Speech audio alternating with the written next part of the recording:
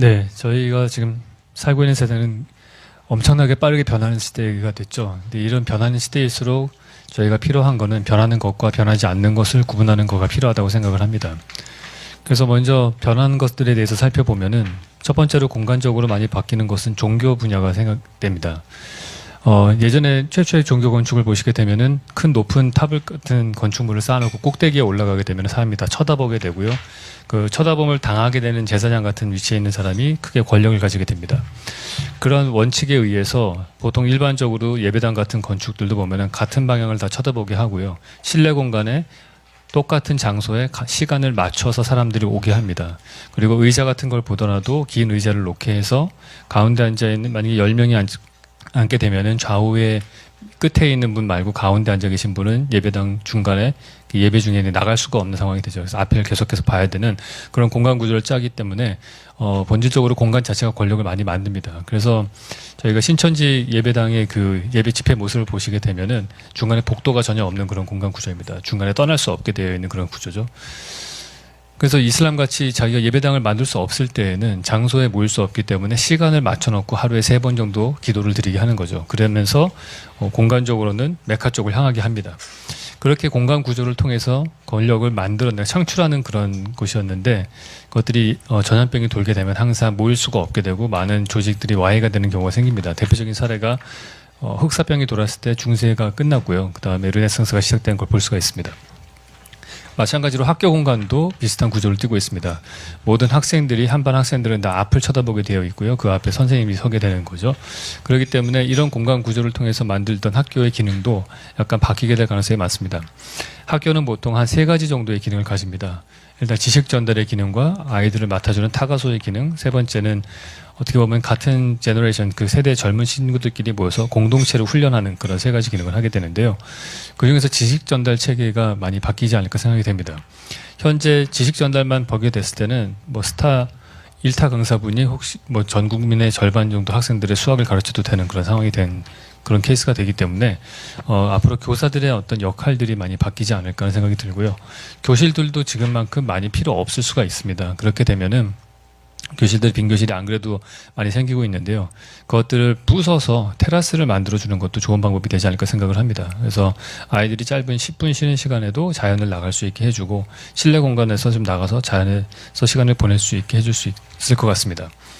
보통 학교를 생각을 하면은 회사와 집 이 3가지를 한꺼번에 생각을 해야 됩니다. 왜냐하면 보통 직장을 가진 사람이 결혼을 하고요. 결혼한 사람이 아이를 낳고 그 아이가 학교에 갑니다. 그래서 이 삼각구도가 되는데요. 기존에 우리 건축을 보게 되면은 회사와 집은 많이 어떻게 보면 새롭게 바뀌었습니다. 그러니까 위워크 같은 시간당으로 사무실을 빌리는 시스템도 생겼고요. 집 같은 경우도 뭐 먼슬리로 계약할 수도 있고 심지어는 일주일씩 열흘씩 계약을 하기도 합니다.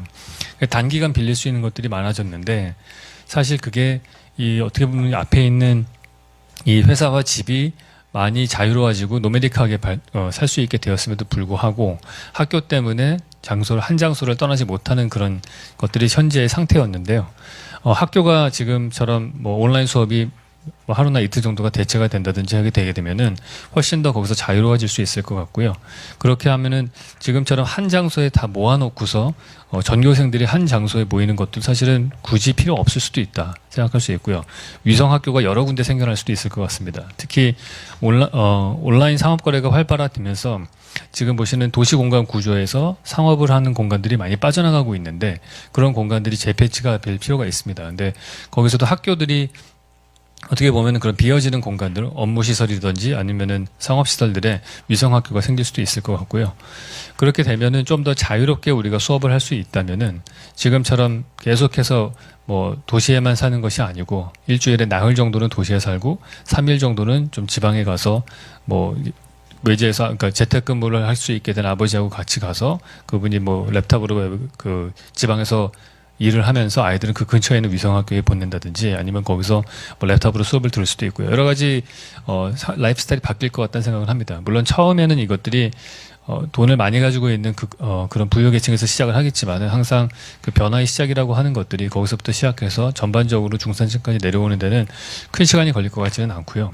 그러니까 맨 처음에 자동차가 만들어졌을 때에도 마차를 가지고 있던 사람들이 뭐 여러 대의 마차를 가진 사람이 뭐 자동차를 하나 취미로 사는 정도였다가 지금은 생필품이 됐다시피 이런 것들도 좀 바뀔 가능성이 있다 볼 수 있을 것 같습니다.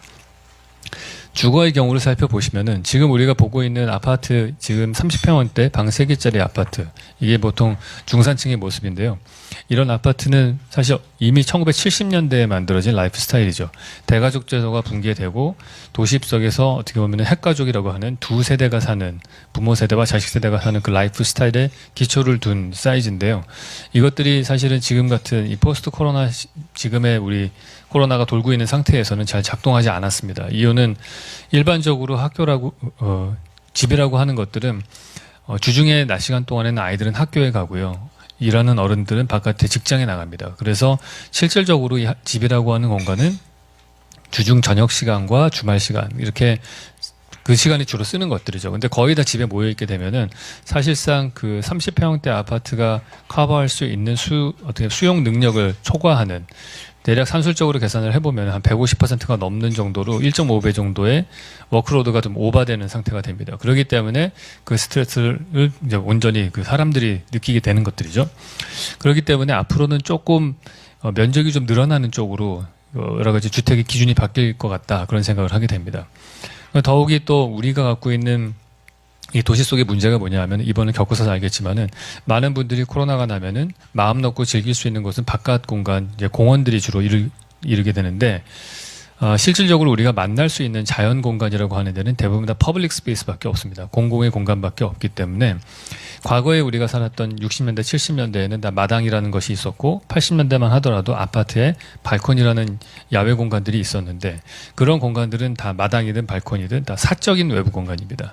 근데 지금은 어찌 보면은 다 발코니 확장법이라는 게 나왔기 때문에 모든 공간들이 다 실내화됐습니다. 그래서 이번 기회에 한번 살펴보면 우리의 삶 속에서 얼마나 사적인 외부 공간이 필요한 걸 많이 느꼈을 겁니다. 그래서 향후 우리가 주택을 볼 때 기본적으로 발코니를 좀 많이 만들고 테라스를 많이 만들 수 있는 그러한 건축 법규가 좀 개정될 필요가 있지 않나 생각을 합니다.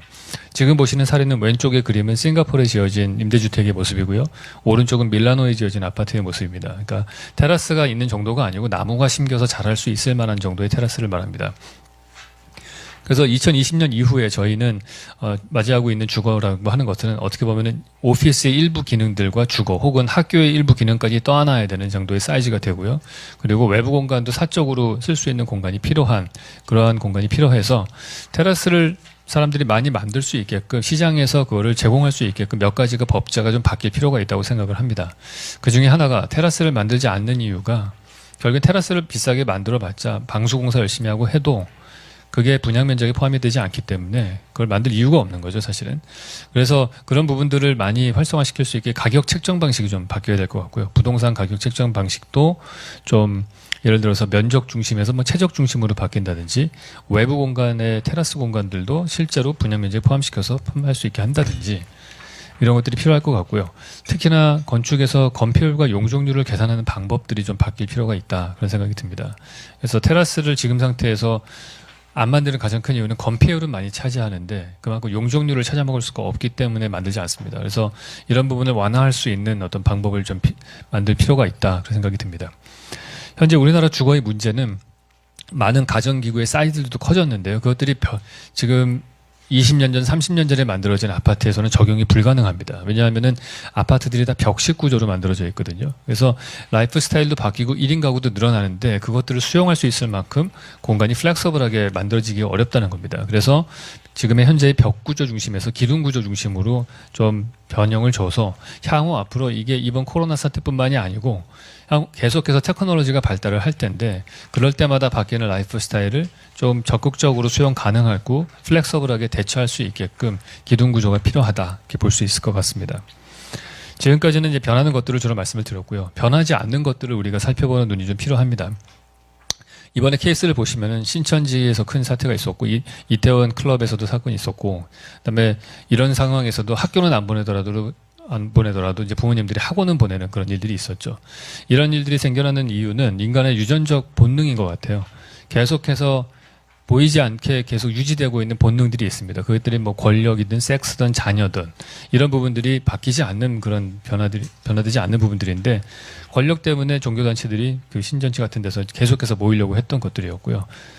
이런 젊은이들의 섹스 때문에 이태원 클럽도 활성화되는 거 이런 것들이죠. 그래서 이것들에 대한 근본적인 이해가 있지 않고서는 많은 전문가들이 앞으로 세상이 완전히 바뀔 것이다. 12시 방향으로 가던 세상이 6시 방향으로 180도 회전할 것이다 얘기하는데 저는 그렇게 보지 않고요. 한 2시 방향 정도로 방향을 틀 거라고 생각을 합니다. 그래서 바뀌지 않는 부분이 분명히 있을 것이고 그거를 아는 게 중요합니다.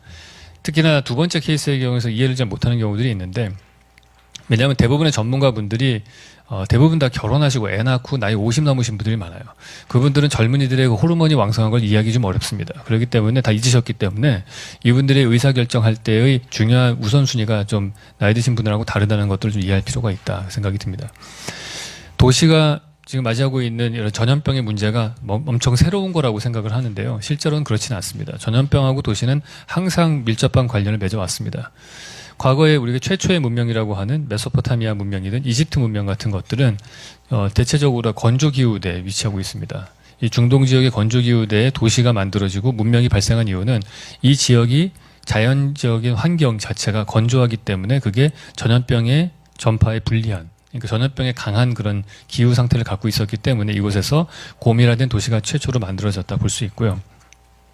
이후에 좀 북쪽으로 올라가서 로마 같은 데가 나왔을 때에는 로마는 아퀴덕트라고 하는 새로운 상수도 시스템을 만들어서 그걸 통해서 더 많은 사람들이 살 수 있게 하고 그다음에 파리 같은 경우에는 하수도 시스템을 만들었죠. 그래서 장티푸스나 콜레라 같은 그러한 전염병으로부터 자유로운 도시를 만들려고 했습니다. 그래서 파리 같은 경우가 여기서 자유로운 그런 어떻게 보면 전염병을 강하게 대처할 수 있는 그런 공간 환경을 만들어줬기 때문에 돈 많은 사람들이 파리로 모였고요. 그 사람들에게 그림을 팔기 위해서 화가들이 모이고 문화의 중심지가 된 거죠.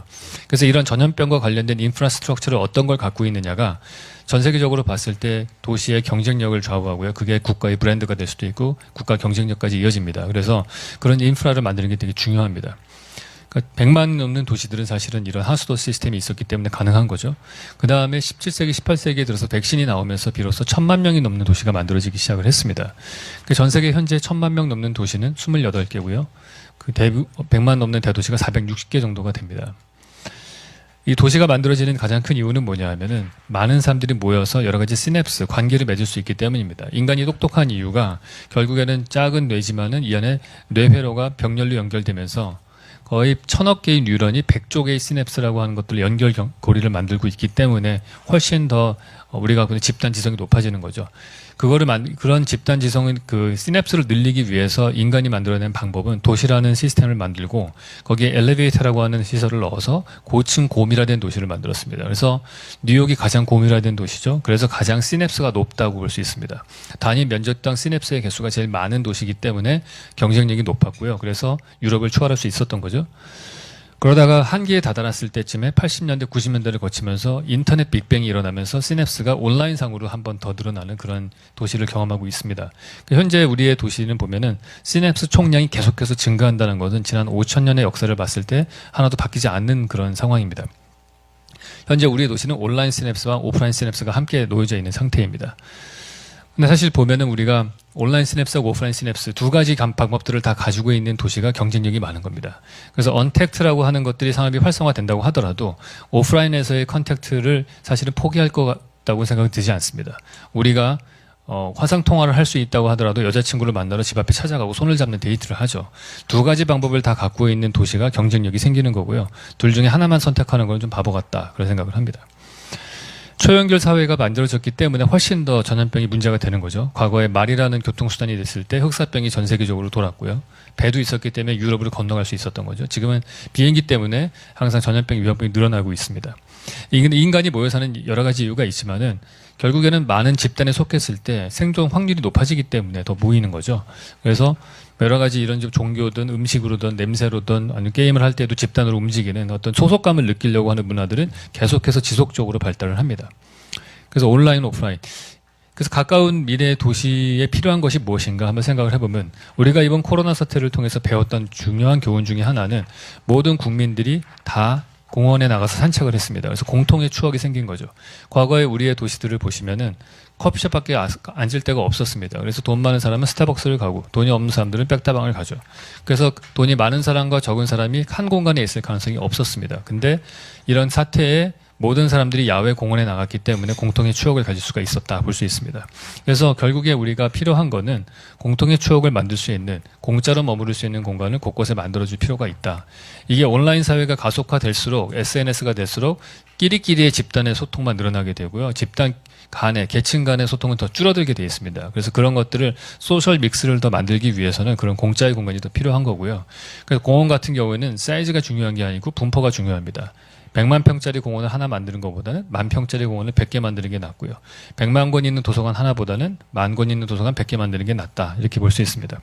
현재 우리의 도시는 주거가 53%, 상업이 30% 정도 됩니다. 이것들이 상업이 점점 줄면서 공간이 비는 공간이 생길 거고요. 그 공간들을 어떻게 재배치를 하느냐에 따라서 다른 도시가 만들어질 수 있습니다. 많은 사람들이 물류가 늘어나니까 택배를 드론으로 하면 될 것이다 생각하는데 절대 제가 볼 때 드론은 대체가 될 수가, 그러니까 대체 기능이 될 거라고 생각하지 않습니다. 이유는 첫 번째 소음 때문에 안 되고요. 두 번째는 심리적으로 불안합니다. 심리학자들이 하는 얘기가 공중에 날아다니는 물건들은 인간에게 되게 불안한 심리를 준다. 우리가 도시를 재구성을 할 때 이 도시의 하늘을 드론에게 빼앗기는 도시를 만들 필요는 없다고 생각을 합니다. 그래서 하늘을 시민들이 볼 수 있는 도시를 만드는 게 필요하다 이렇게 볼 수 있고요. 그래서 마지막으로 드리고 싶은 말씀은 그런 거에 대안으로 나온 거가 토요타가 개발하고 있는 우븐시티라는 신도시 여러 실험적인 스마트시티를 보면은 많은 물류 시스템들을 지금 보시는 것처럼 지하에다가 다 집어넣습니다. 보면은 얘기는 뭐냐면은 자동 주행을 할 수 있는, 자율주행을 할 수 있는 로봇의 운송 시스템을 다닐 수 있는 지하 터널들을 우리가 도시 내부에 뚫는다면은 지금의 도로 밑에다가 지하 5m, 10m에 좀 뚫으면 되겠죠. 비용도 훨씬 절감되죠. 왜냐하면은 사람이 다니는 게 아니고 그냥 자율주행 로봇만 다니니까 지금 보면은 이게 자율주행을 다녔을 때 어떤 효율성입니다. 직접 우리가 운전을 해서 피자를 갖고 오면 1661kg이 움직여야 되고요. 오토바이가 배달을 하면 161kg가 움직입니다. 오토바이 100kg과 60kg짜리 체중을 가지신 운전자분과 피자 1kg이죠. 근데 만약에 로봇이 10kg짜리가 운송을 하면은 토탈 11kg만 움직이면 되는 거고요. 근데 많은 분들이 얘기하는 게 야, 그러면 우리가 샛별 배송 밤 시간에 도로를 사용하면 되지 않겠느냐 그렇게 얘기를 하죠. 물론 가능합니다. 밤 시간에 도로를 쓰는 것도 되지만은 그렇게 만들어진 도시는 오버나이트 딜리버리가 확보된 그런 도시입니다. 근데 어느 도시가 이런 물류 시스템을 만들어서 within 30분 이내에 배달되는 그런 도시가 있다고 치면은 그 도시가 훨씬 경쟁력이 있는 도시가 되고요. 그 도시로 자본이 모이고 창의적인 사람들이 모이게 될 거라고 생각을 합니다. 그래서 그런 인프라에 투자를 할 때가 되지 않았느냐 하는 생각을 해요. 우리가 경부고속도로 뚫었을 때 경부고속도로에 아무런 차도 없는데 뭐하러 그걸 만드느냐 했을 때 그걸 뚫고 나서 새로운 자동차 산업도 생겨나고 여러 가지 우리가 예상하지 못했던 효과들이 있었던 것처럼 지금은 그런 어떻게 보면 과감한 그런 투자가 필요하다 생각을 합니다. 지하 40m의 GTX를 뚫을 수 있는 기술과 자본이라면 저는 충분히 가능하다 그렇게 생각을 합니다. 그러면서 얻는 거는 이렇게 도로가 물류라든지 이런 것들로 꽉 차는 그런 도로가 아니라 대신에 공원이 있는 그런 도시가 될 수 있는 거고요. 이게 제가 얘기하는 소셜 믹스를 가능하게 하는 공원이 바로 앞에 있는 그러한 새로운 도시 구조가 되지 않을까 생각을 합니다. 현재 건축을 바꾸는 보시면은 크게 두 가지 요소가 있습니다. 하나는 전염병, 또 하나는 기후변화입니다. 이 두 가지가 인류 역사의 가장 큰 변화인데요. 현재 두 가지를 다 맞이하고 있죠. 지구온난화도 있고요. 전염병도 있고. 그래서 우리가 이런 생각을 해볼 수 있습니다. 이런 유명한 얘기가 있습니다. 미래를 예측하는 가장 좋은 방법은 미래를 창조하는 거다. 결국에 가서는 예측한다는 건 불가능하고요. 어떤 방향으로 갈 건지 비전을 만드는 게 지금 필요한 시대고 그거를 같이 의견 일치를 좀 봐서 방향을 정하고서 그쪽으로 나아갈 때가 됐다 생각이 듭니다. 마치도록 하겠습니다.